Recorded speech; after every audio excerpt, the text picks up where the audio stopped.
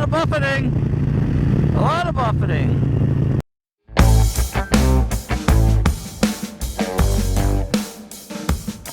Alright, boys and girls, here we are. Black Hills Custom Parts motorcycle store near where I live in northern Jersey. And we're going to test out the new, well, not the new, but for me, Klock Werks 6.5 inch windshield. And see how that does. It's a little higher right away. I can see right here. Blurry through here because it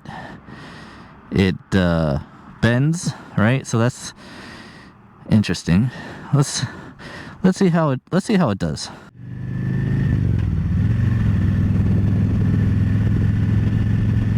Oh, I forgot my earplugs. All right, I'm just going for a little bit. It's not a big deal. Not a big deal. I could hear the difference though right away without the earplugs.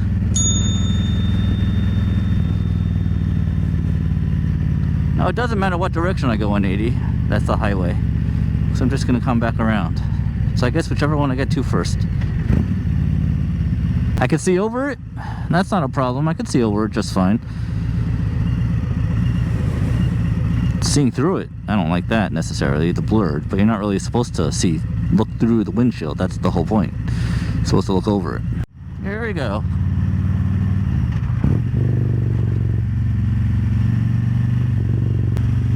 Alright, Klock Werks, let's see what you're about.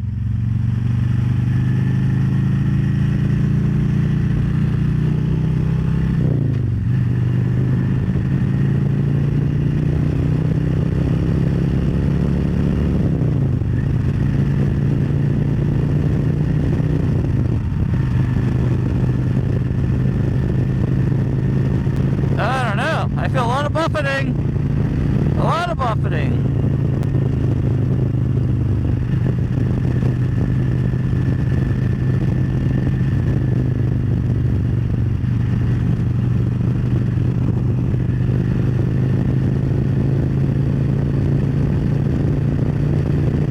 Oh.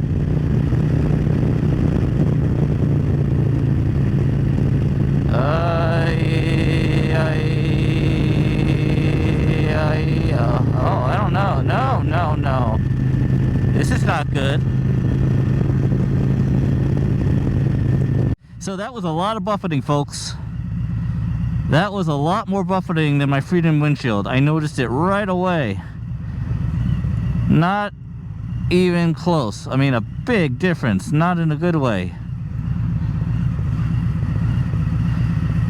Point for Freedom windshield.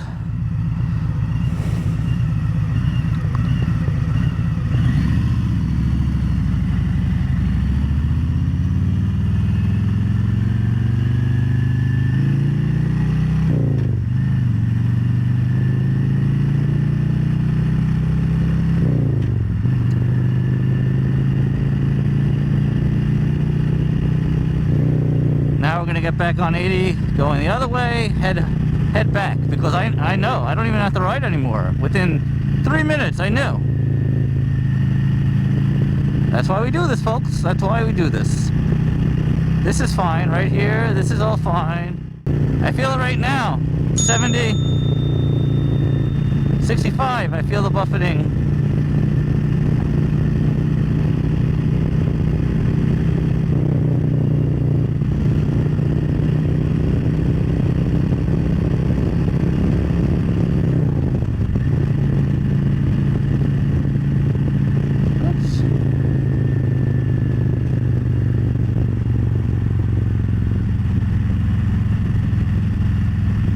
$622 miles on this bad boy.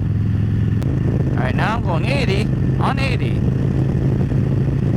I'm getting a lot of buffeting. I don't know.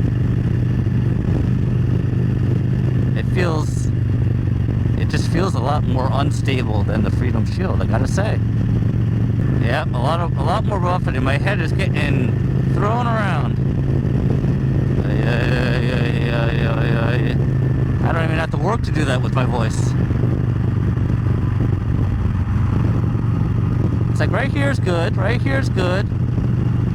You know what I'm thinking? I'm thinking the fact that there's a little curve here as opposed to Freedom goes like this, that shield's just enough more wind to make it flow better. I don't know. What do I know?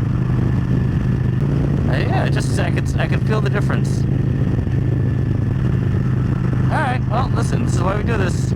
This is why we do this. Yeah, the buffeting is just worse. It's just worse.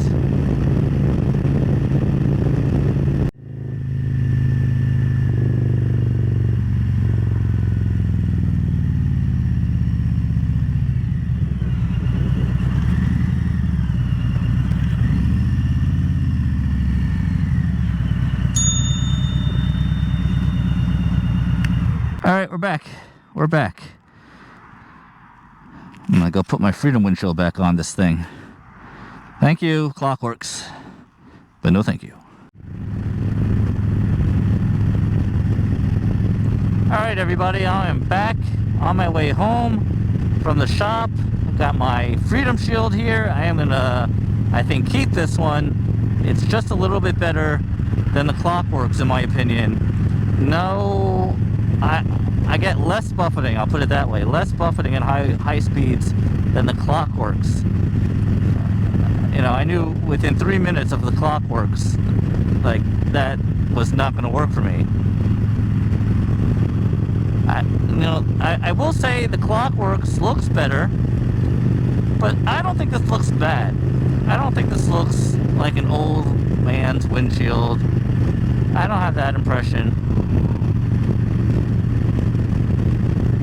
And from a practical standpoint, this blocks the wind better. So, we're going with this. We're going with this. And once I take the wrapping off, I think it's going to be clearer to look through there than the Klock Werks because it doesn't have that bend. So that helps too, you know? Like everything helps.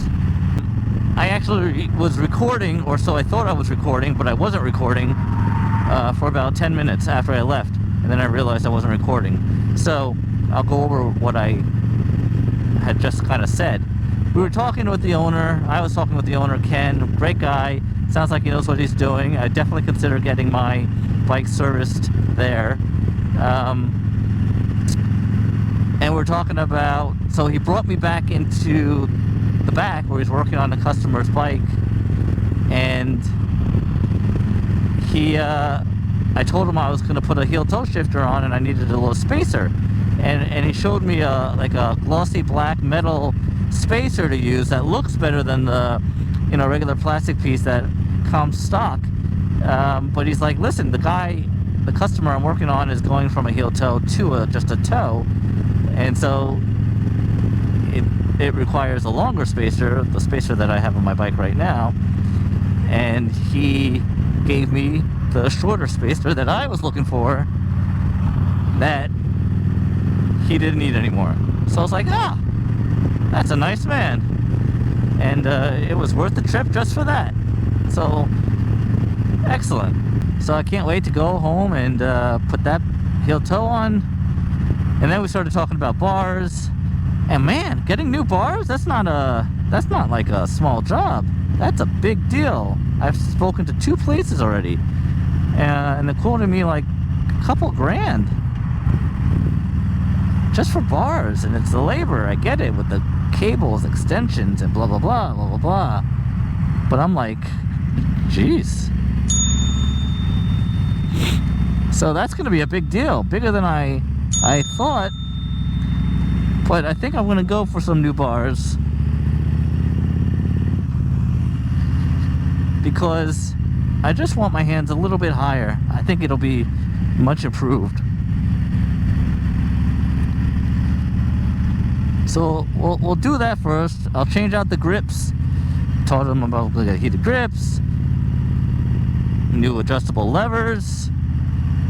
I mean, and that'll keep me going until I figure out what I want to do with the Stage 2 eventually.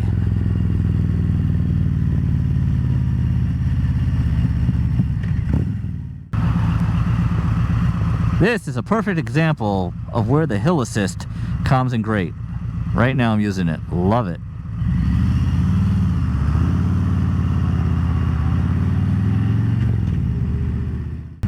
So I have to say, this place, Black Hills Customs, it's only a half an hour from where I live. And like I said, the owner, Ken, has been doing this for, I think he said 30 years or something. And he used to have a mechanic, but now he doesn't have a mechanic, and he does it himself. And I'm like, you know, good for you. If you like doing it, and if you do a good job, you know what you're doing. It's hard to find good help these days.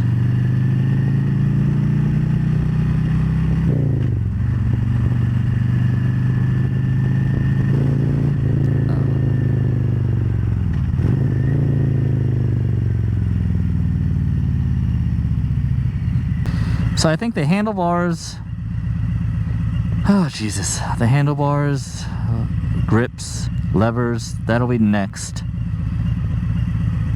And then maybe I'll consider getting a seat. I don't know, this seat is not uncomfortable.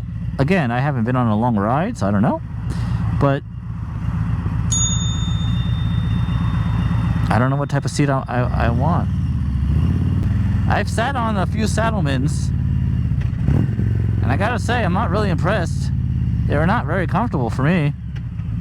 They were kind of stiff, and I don't know. I don't know what the big deal is about Saddlemans. I haven't sat on a LaPerry yet. I have a feeling it's going to be similar.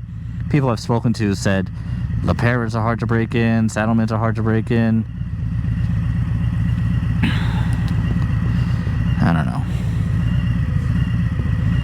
I just want to be comfortable. Anyway, I think I've come to the conclusion of the windshield saga.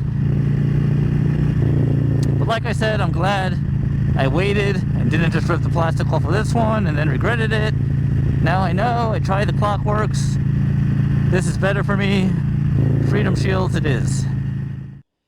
Alright, so now that I decided to keep the Freedom Shield, it's time to take off the protective wrapping and make it permanent.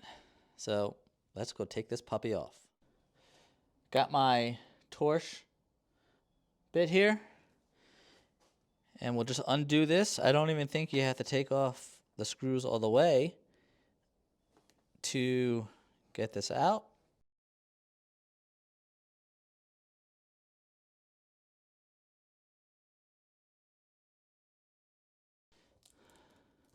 Nice, look at that.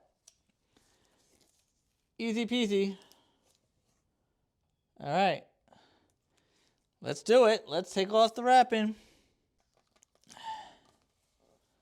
There you go, that's the tint. You see, that's the color of the tint. It's a medium gray tint.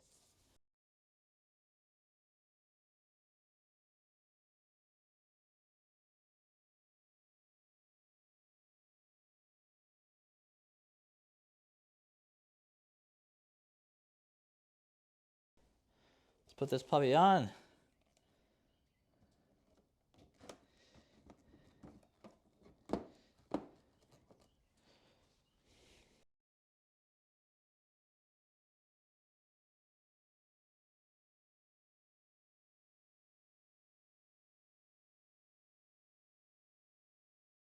All right, boys and girls, what do you think? I gotta say, I think I'm happy with the medium tint. Let's see what it looks like behind the bike. All right, yeah, look at that. The thing I like about this shield is that even though I'm not going to be looking through it because my eyesight is over the top, which is what you want, if I did have to look through it, you know, if I'm like coming up close to a car in front of me, or I need to see the ground like right in front of me or something, it doesn't distort it looking through it, unlike the Klock Werks that had that little, had a definite bend in the middle of the windshield, and it distorts your vision a little bit. This does not. This is clear as day. So if I had to look through it for whatever reason, it's clear, and I like that.